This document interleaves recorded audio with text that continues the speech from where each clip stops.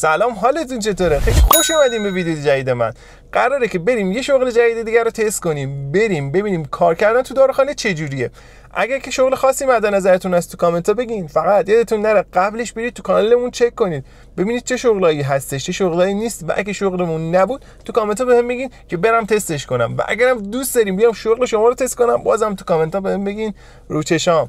و در کنارش لایک و سابسکرایب یادتون نره. بریم ببینیم تجربه کار کردن تو داروخانه یه روزش چجوریه، بریم با هم داشته باشیم. آقا رسیدیم داروخانه، قراره که امروز تجربه کنیم تو داروخانه چی میگذره، چیکار میکنیم چیکار نمیکنیم. بریم پیش آیا عالی. آقا سلام علیکم، حال شما چطوره؟ خوبین؟ قربون شما، سلامت باشین. خب خدمتتون عرض کنم خوب روزی اومدم و الان بچه‌ها در حال کارن و کار زیاده و قشنگ امروز میتونیم تجربه کنیم که تو داروخانه چی میگذره و داستان از چه قراره. قشنگ میتونیم همه کارهای داروخانه رو از اول با هم شروع کنیم، توضیحاتش رو بدم، یه دور مرور کنیم که آشنایی کلی با کار داروخانه باشه. حالا خوبیش اینه که یک روزیه که فرصتش هست که دقیقاً ما امتحان کنیم ببینیم شما چند مرده علاجی. بعد تعطیلات اومدیم کار زیاد و دقیقاً تمام کارهای تعطیلات جمع شده الان. اوه خدا باشه.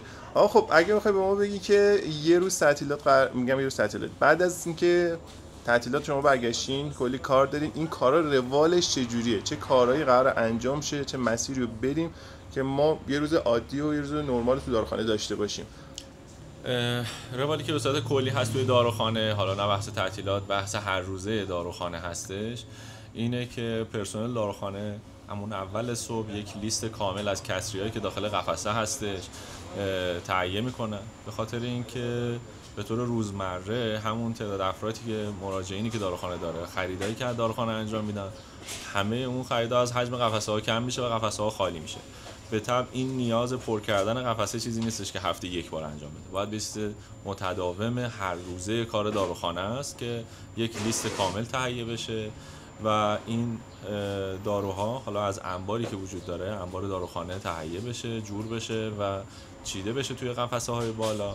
و اگر کم و کسری وجود داره که موجود نیستش توی داروخانه و توی انبار، توی یک دفتر کسری بچه‌ها موظفن این رو انتقال بدن با توجه به تجربه کاری که داشتن که چه دارویی چه میزان مصرفی داره، چه تعدادی رو براش در نظر بگیرن که بره توی پروسه خرید به شرکت‌ها و ویزیتورها سفارش داده بشه. بعد اولین کاری که شما امروز با ما میدید چیه؟ اول چیکار کنیم؟ اولین برنامه‌ای که برای دارم می‌خوام امتحان کنم، قفسه‌ها قاعدتاً یه مقدار فروش که داشتیم قفسه‌ها ناقص شده. یک کاغذ به شما میدم، یک لیستی تهیه کن از کسری قفسه‌ها. اون چیزی که به ذهنت میرسه که کسری قفسه میتونه باشه، انجام لیستش رو تهیه کن، اسم داروها رو اصلا ببین میتونی بخونی، اسمش رو تهیه کن، دوزاشو بنویس، تعداداشو بنویس، بعد با هم میبرمت انبار، ببین میتونی اونا رو جمع کنی بیاری بالا بچینی یا این مرحله. آقا این قفسه رو بهمون دادن، این قفسه مال چه بخشیه؟ قلب و عروق؟ مال قلب و عروق دقیقاً، یعنی از بالا که شروع میشه قلب و عروقه، به پایین که میرسه بحث داروهای چربی خون و حالا دسته‌بندی دیگه است. خب آقا فکر کنم اینجا شما باید برید توالت تایم لپس به خاطر اینکه تا فردا صبح قراره طول بکشه. خب من از اون بالا به نظرم پره، اونا پره خوبه، رخ کارش خوبه.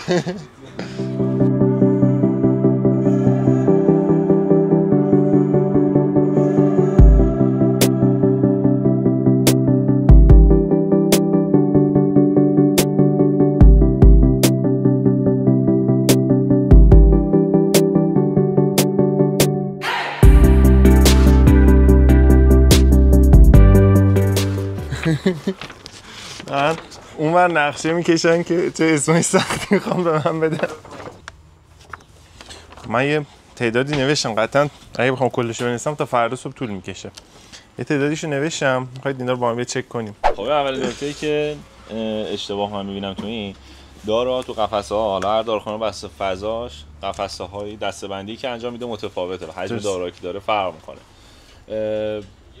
قسمت به قسمت دسته های دارویی مختلفه، یه قسمت قلب و عروقه، یه قسمت چربی خونه، یه قسمت داروهای هورمونی هستش، داروهای دسته‌بندی، داروهای اعصاب و روان داریم، داروهای آنتی بیوتیک داریم و این داروهای قند داریم درسته و دیابت رو داریم. این دسته‌بندی‌ها پایین هم دوباره بحث انبارمون هم همین دسته‌بندی هر قسمت دارویی هستش. دلیل این اینه که راحت‌تر پیدا کردنشه. مثلا یک پزشکی که اعصاب و روان هست، یه پزشک قلب و عروق. داروهایی که توی نسخه‌اش می‌نویسه داروهای مربوط به رشته و تخصص خودشه. غالبا وقتی یک جا باشه جمع کردن یک نسخه پزشک قلب و عروق راحت‌تره، چون همه داروها یک جا هست. درسته. الان از بالا مثلا یه قسمتی که ما می‌بینیم قلب و عروق بود، اینور میرفت تو هورمونی‌ها، اینور میرفت تو آنتی بیوتیکا. تقریبا الان لیستی که نوشتی میکس زبدری دقیقاً همشون با هم.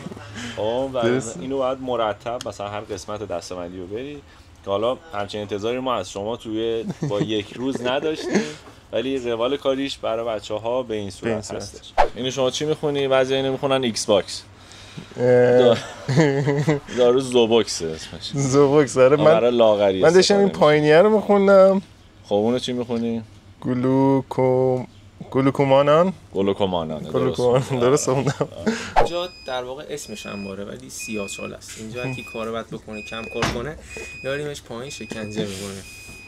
دیگه بچه اینجا همه ابزار فراهمه. الان داریم میریم تو قسمت انبار که خدمتتون عرض کنم یادم داره میره.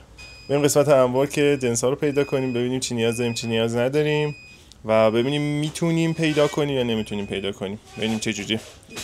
اینجا مثل بالا دسته‌بندی خاص خودشو داره. مثلا اینجا اعصاب میاد تا پایین، اینجا قند خونه میاد تا پایین، اینجا آنتی بیوتیک میاد تا پایین، اینجا هم هورمونی و گوارش و بعد دیگه قلب و عروق و کرم و پماد و اسپری و الی آخر. خب این خدمت شما. اینا پس این لیست برمیاد یا نه؟ الان من اینو بچسبونم.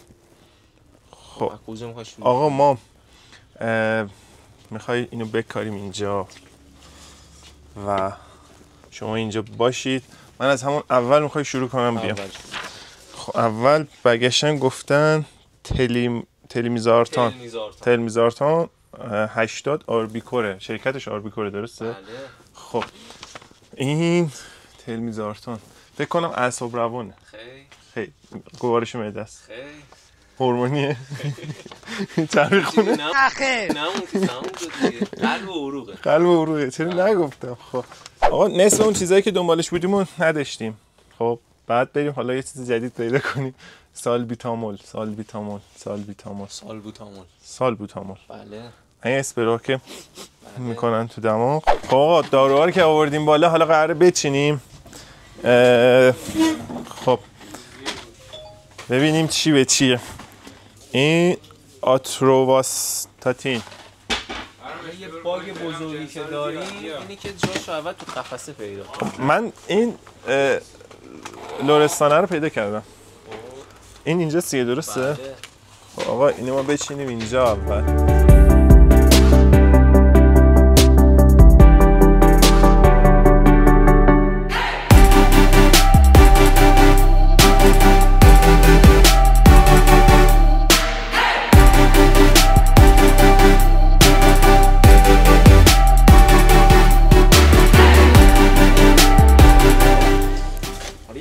شما انجام ندادیم. چه مرحله؟ دارو از پایین میاریم، تاریخاشو با اینکه تو قفسه چک میکنیم. اگه اینی که آوردیم بلندتر باشه میذاریم پشت، اونا رو میاریم جلو. این کارو میسپارم با خودت. چیدمان امروزمون این دو تا بستم بذاریم. اینم یه قسمتی بود چیدمانش. همه کارا رو انجام دادیم. دیگه کلیتش بریم دیگه تو قسمت سوال جوابمون رو ببینیم بعدش چی میشه. حالا بخشای بعدی هم با هم داریم. شغلای مختلفی که تو قسمت‌های مختلف داروخانه وجود داره، یه آرایشی بهداشتی هست که معمولا یک فروشنده آرایشی ما داریم. توی سمت داروییمون ارزم با حضورتون که صندوقدار داریم، پرسنل انبار داریم و نسخه پیش داریم که حالا بسته به حجم کار داروخانه میتونه از یک نفر به بیشتر باشه و اصلی ترین رکن هر داروخانه حضور مسئول فنی و دکتر داروساز داروخانه هستش که ملزم هر داروخانه‌ای توی هر شیفت کاریش یک دکتر داروساز حضور داشته باشه که روی پروسه توزیع دارو به مشتری و بیمار و نسخه پیچی نظارت کامل رو داشته باشه که هم نحوه مصرف دارو دقیق و درست نوشته شده باشه و اشتباهی پیش نیاد خدای نکرده که بخواد اتفاقی خدای نکرده بیفته برای کسی. اوکی. آقا می‌خوایم از بچه‌هایی که اینجا کار میکنن چالشاشون رو بپرسیم و خب هر کدوم متوجه به تخصصی که دارن ببینیم چیش خوبه چیش بده. آقا خدمتتون عرض کنم که اول از شما چه کاری انجام میدید؟ نسخه پیچ هستن. حالا چالش‌هایی که داریم متقاعد کردن مریض سر یک دارو حالا که شرکتش فرق میکنه خیلی سخته. بعضیشون راحت قبول میکنن، بعضیشون واقعا کوتاه نمیان، میگه نه همین شکل همین شرکت. رو اون خیلی بعضی وقت به مشکل میخوریم. حالا چالش خودمون هم بگیم ایستاده کار کردن مداوم خب واریس ایجاد میکنه. بار داروخونه هستم، سخت کارم اینه که مثلا یه مشتری میاد گیر میده میگه من یه دارو بردم این رنگیه این شکلیه، یه نه من نشون بده ببینم اونه یا نه. آقا داداش خب 1000 تا دارو ما اون شکلی داریم، من از کجا واسه اونو پیدا کنم؟ این یکی از آیتم‌های رو مخ داروخونه است. همین درست. خاطره جالبی دارین از کار توی داروخانه؟ خیلی زیاد. اگه بخوای چند تا جذابش به ما بگی چی برام توضیح؟ هماهنگ کنیم بعدم بگم ممیزی نخوره. خب آقا تاییدمون رو گرفت که بتونه سری خاطرات تعریف کنه. اینکه چقدرشو براتون بتونم بذارم نمیدونم، اینجا خانواده نشسته دارن این ویدیو رو میبینن، ولی بریم ببینیم رفیقمون چی برامون داستان تعریف میکنه. آقا شب سه‌شنبه بود ساعت 10 شب، ما دیگه داشتیم میبستیم بریم، یهو دیدم یه آقای همینجوری لنگون میومد تو داروخونه، رفت پای اون قفسه ها یه چی اینجوری برداشت گذاشت رو میز، گفت داداش این یه بار مصرفه؟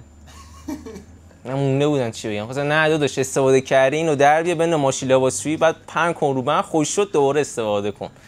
این یکی از خاطرات این داروخونه بود. بعد یه شبم یه خانم خیلی موجه اومده بودن داروخونه، یهو شروع کرد گریه کردن، گفتم وای چی شده فلان شده، گفت عفونت کرده یه جام نمیتونم بگم. گفتن چیکار کنیم چیکار نکنیم؟ بعد یهو دیدم اینجوری کشید وا کرد، خوش به حالی که با آرزوت رسیدی. گفت اینجام تتو زدم عفونت کرده، اینو واسه آنتی بیوتیکی کرمی پمادی چیزی داریم یا بزنی خوب شه یا نه؟ این هم یکی از خاطرات این داروخونه بود. حست اون لحظه برامون توصیف کن. من حسم خودم مونده بودم برگام ریخته بود، من اینجوری بودم. خب یه چالش بهمون دادن، اسم ژنریک داروییه، این دارو رو شما بخون. بچه‌ها بین شما یوریکوفول یوریکوفل اسم ژنریک نام تجاریش، اسمی که زیرش نوشته. سخته. فوبوکوستاتات درست گفتم؟ نزدیک. اسم درستش چی میشه؟ فبوکسوستات. یه بار دیگه؟ فبوکسوستات. فبوکسوستات درسته؟ آره درست. خب رسیدیم به سوالای تخصصی. اولین سوالی که من همیشه از همه آدما میپرسم، اگه برگردین عقب باز دوباره میاد این کار؟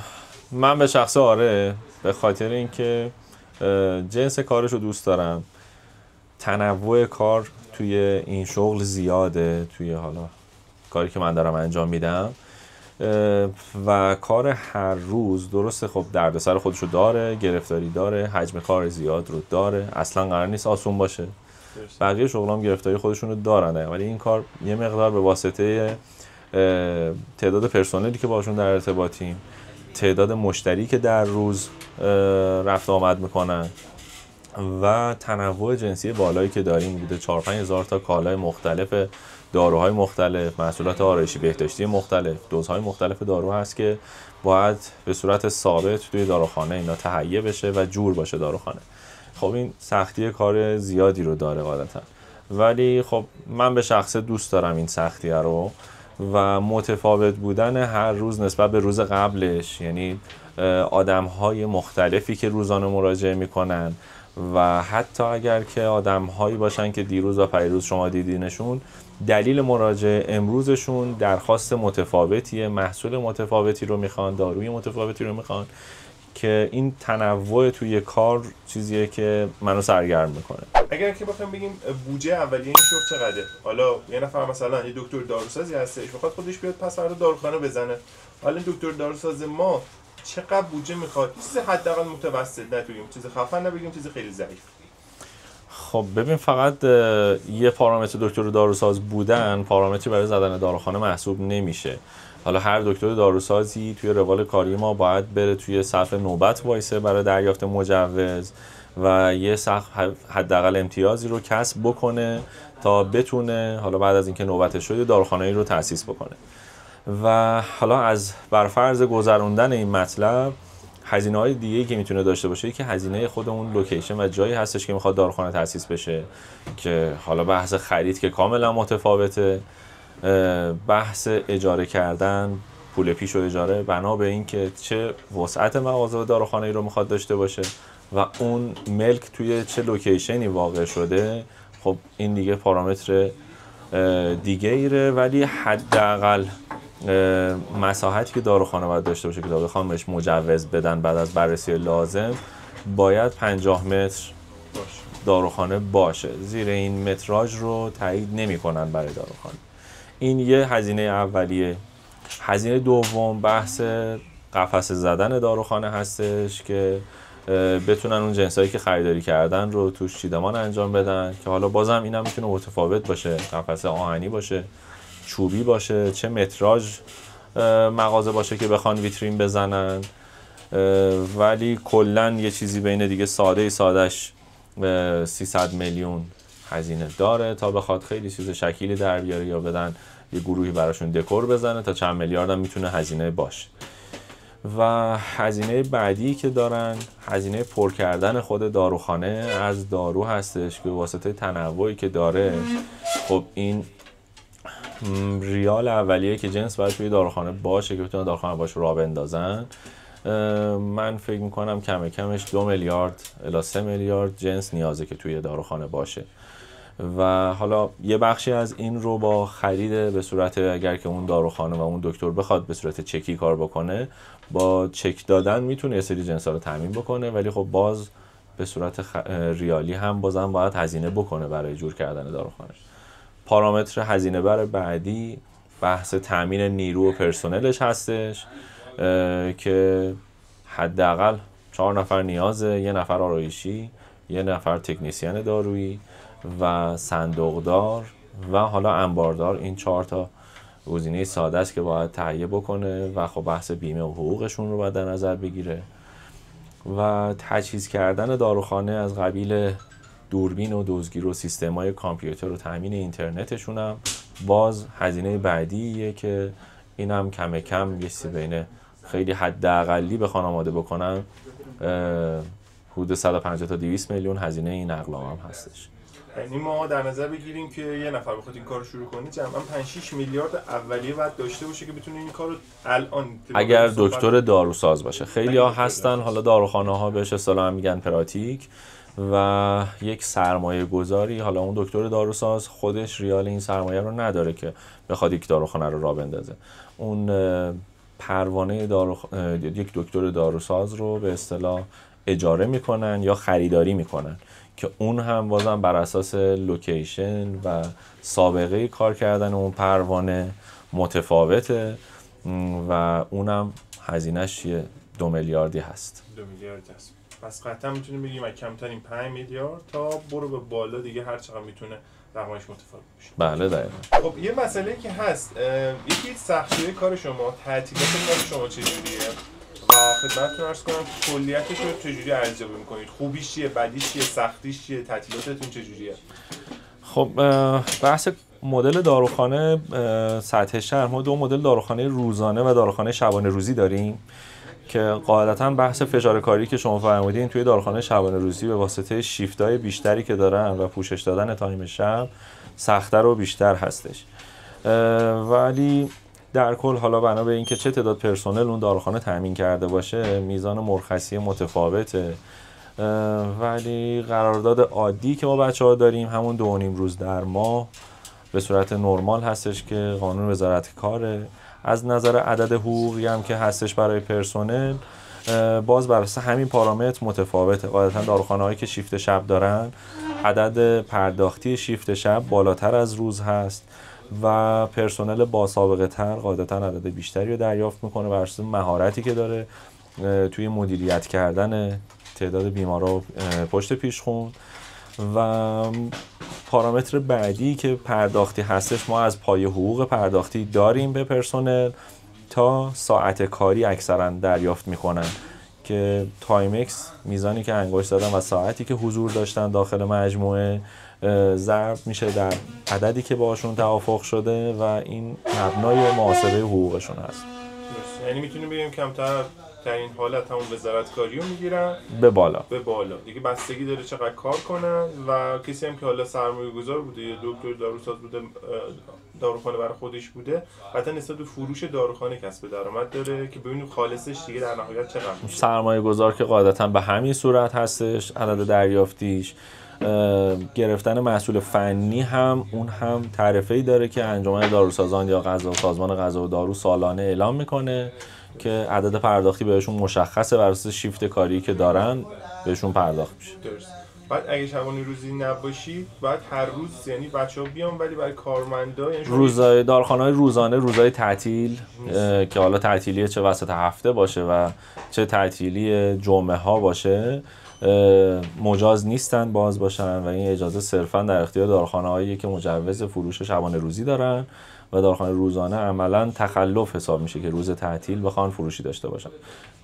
بعد این مسئله دیگه که هست سختی‌های کارتون اگه بخوام بهمون بگید چیه؟ یکی از چالش‌های اصلی که خب بحث هر قسمت مختلف رو باید در نظر بگیریم چالش‌های خاص خودشو داره. توی سفارش دارو چالش بزرگی وجود داره به واسطه تنوع کالایی بالایی که داروخانه داره، چند هزار تنوع داروی مختلف با دوزهای مختلف. جور نگه داشتن این تنوع یک چالشه با توجه به شرایطی که داروها گاهن توقف تولید میخورن یا به واسطه تغییر قیمت توزیع نمیشن توی بازار. این تامین کردن خودش یکی از چالش هاست. و چالش عمومی که برای تکنسین داروخانه وجود داره بحث روابط عمومی و برخورد با ارباب رجوع هست. من خودم برخورد صحبت اولی که با هر پرسنلی که میخواد بیاد پشت پیشخون وایبسه دارم اینه که حتما اولویت رو بذاره شخصی که اومده و بیماری که اومده، چون از نظر روحی و حوصله قاعدتا اون فرد آدم کم تحملیه. چرا که الان که اومده داروخانه دارویی رو بگیره یا خودش حال ندار بوده یا یکی از بستگان نزدیکش و یکی از اقوامش مریضی رو داره که حالا لول مریضی میتونه مختلف باشه ولی ناخوش احوالی یا تو خودش یا تو عزیزش بوده که الان اومده دارو بگیره. قاعدتا اون فرد نسبت به ما حالا هوای خوشی رو نداره و ما باید بیشتر رعایتش رو بکنیم و مراعاتش رو بکنیم که اتفاقی پیش نیاد یا بحثی پیش نیاد و درک بکنیم اون فرد.